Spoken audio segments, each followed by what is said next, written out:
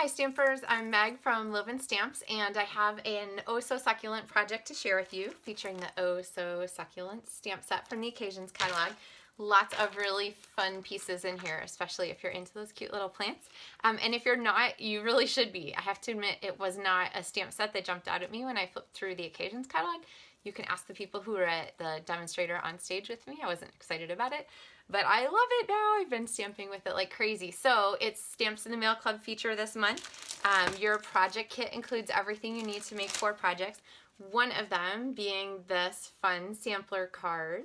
I love the way the sampler cards feature the coordinating products, the designer series paper, the dies, the colors from the ink and the cardstock, just beautiful together. So let me give you some tips for how to put your sampler card together and how to use the gold thread on it, and we'll get stamping.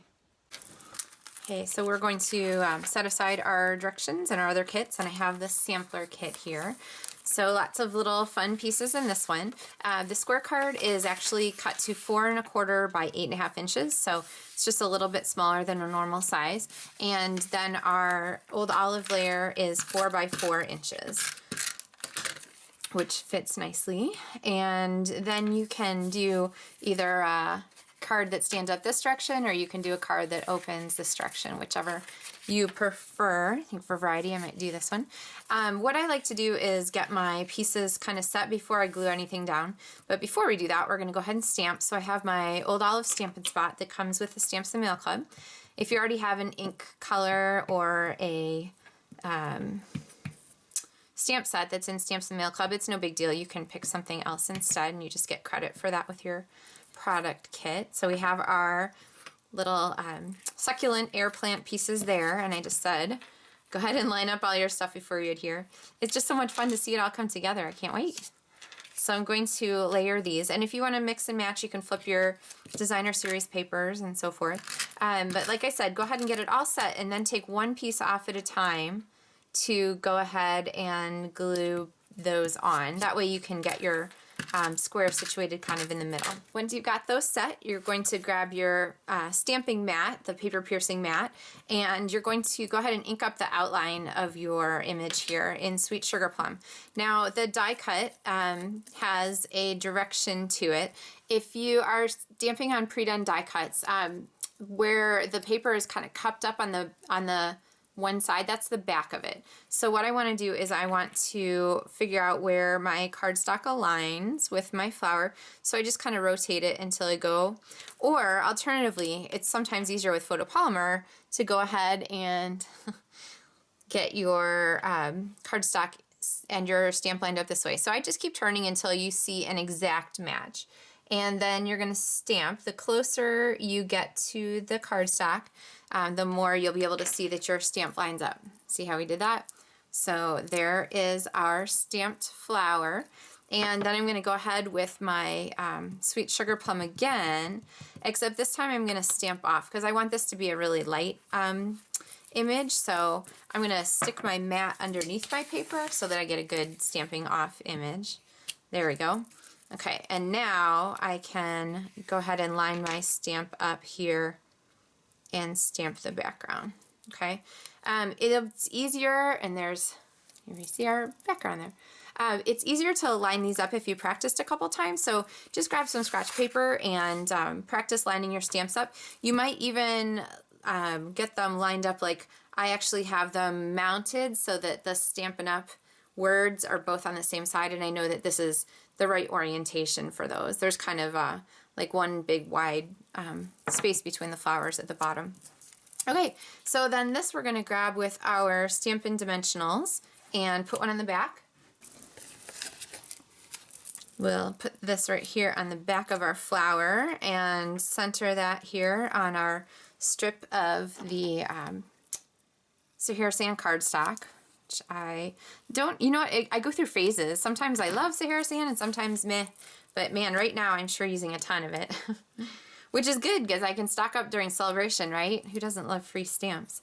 And then this little flower guy is going to go here on our top of our grid. So now we need our banner here for the bottom. So I have a strip of Whisper White cardstock and my ink spot in Old Olive. And Stamps and Mail Club is a great way to get a big assortment of ink colors too, because you get new colors each month. So, all right, so I have that stamped. When you're stamping with the Stampin' Spots, sometimes they're a little extra inky, so be careful that you give stuff time to dry if you need to. I'd rather send you a Stampin' Spot that has lots of ink in it than be short, right? Okay, oh, I just realized that I totally changed up my card design and didn't leave space for the flower very much. But okay, I'll show you another sample. So here is our happy birthday to a very special person. And I realize this isn't very straight on top, so let's fix that.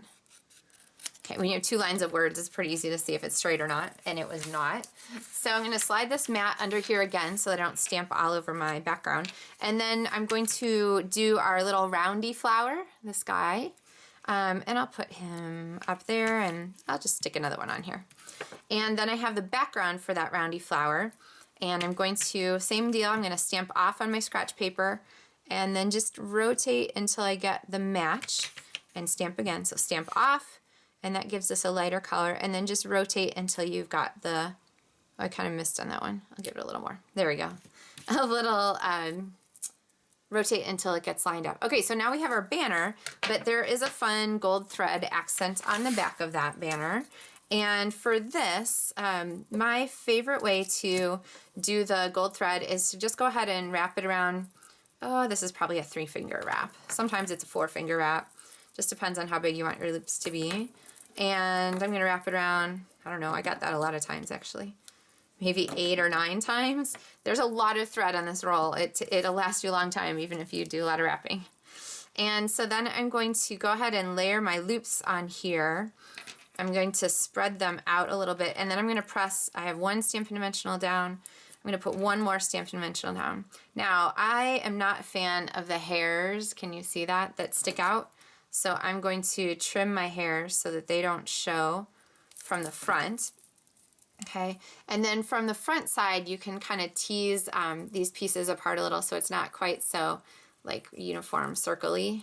All right, it gives it that a little bit of shabby, chic-y kind of look. Peel your backings off, stick this down here, and we have our finished card. So happy birthday to a very special person. And here's the one with the original banner for my sample. I let this go all the way to the edge with a straight edge here and then left more space for the flowers. But either way, right?